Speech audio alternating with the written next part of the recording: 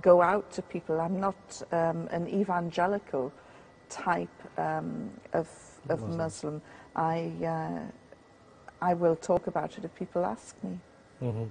What was the impression of the people around you, especially the close people? Most of them were shocked.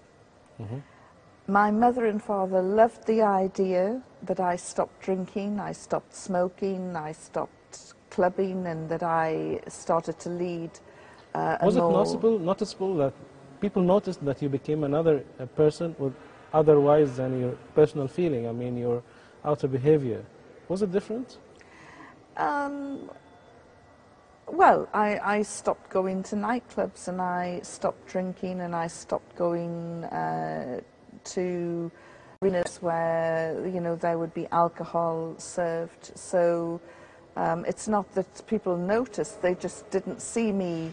And then the next time they saw me, I was wearing a hijab. Some of them realized that I'm still the same person. Others waited for a while to see what was going to happen. I don't know what they expected, and then they saw that I still laugh, I still, you know, have this lively character. So they were okay. Others just cut me out of their life. They felt threatened that I had become a Muslim. What was really noticeable was when I put on the hijab. Of course, yeah. Suddenly my parents didn't like the idea of me being a Muslim. Were you married at that time? No. You weren't married? No. A lot of my friends didn't like, you know, why are you covering your head? It was challenging, sure, I would say. But, you know, I still have the same political views. I've been a fighter for Palestine and Palestinian rights all my life.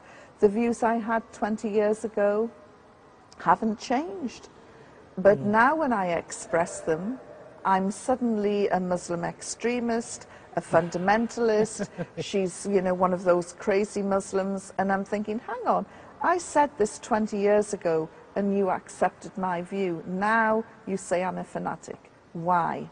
It's not me that's changed. You're the one who's changed. And it has been quite interesting, people's perceptions of me. Do you believe there is kind of discrimination against Islam in the West? Oh yes, we're living in a very Islamophobic world, and in Britain it's quite interesting because as a white Westerner, I never really faced any discrimination other than the usual discrimination against women in the workplace, which you know, is part of the West. I've always been a feminist and a fighter for women's rights, but I've never really experienced any discrimination as a minority group.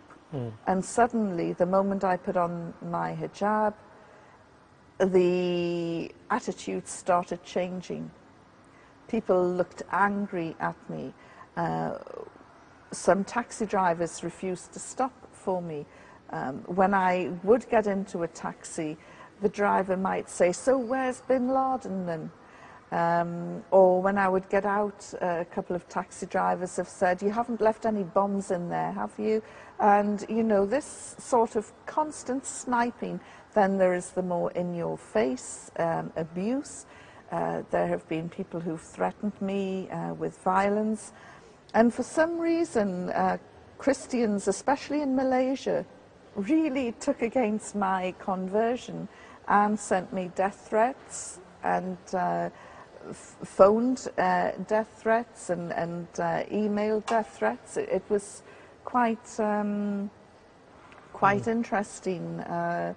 But I always work on the principle that people who threaten never ever do anything anyway, so just ignore it. Your relationship with the British government, I've heard that it happened, the slight changes in this relationship before and after. Well, I've always been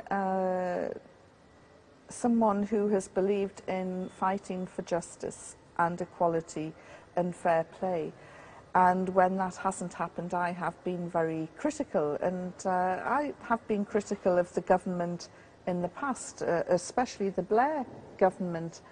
And one of the things that the Taliban were thinking about was maybe we can exchange her for somebody in Britain, and we can get somebody nice back and send this horrible woman back to Tony Blair. And I said to them, you are crazy if you think you can negotiate with the British government. You know, they think that you're terrorists and they will refuse to talk to you. And one of the interrogators said, but won't Tony Blair care that we have you in our custody?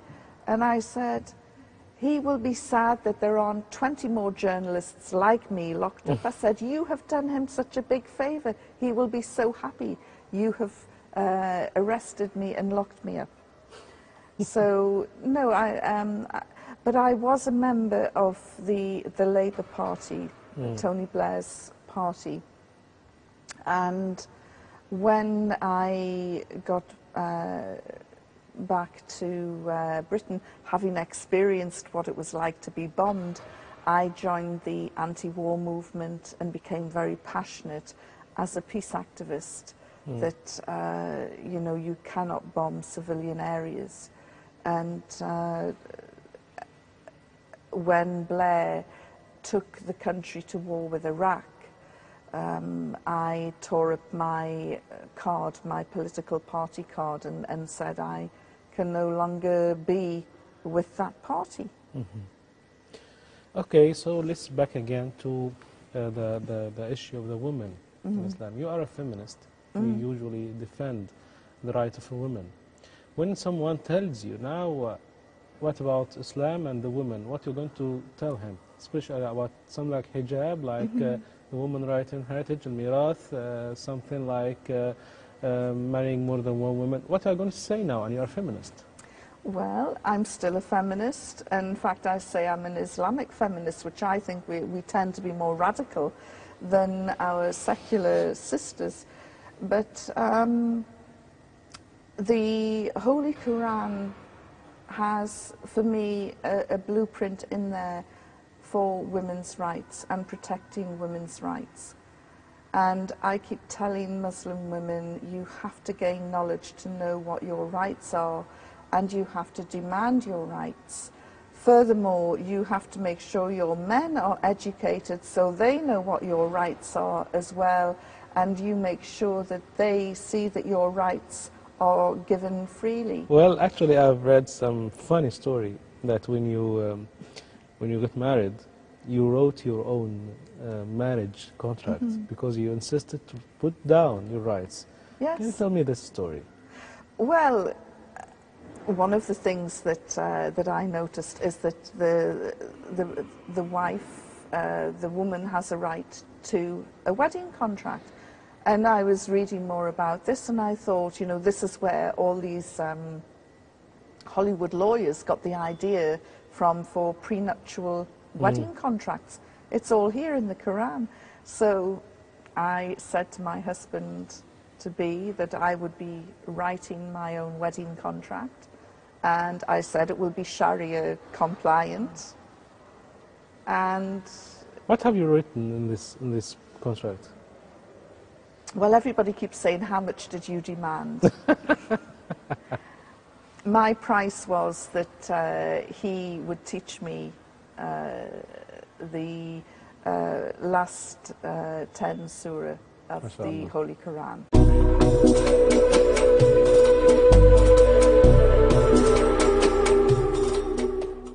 That is my price. Mahr. And while I didn't say that he couldn't have a second wife, as I say, it was a Sharia compliant contract, I said that he would need my written permission.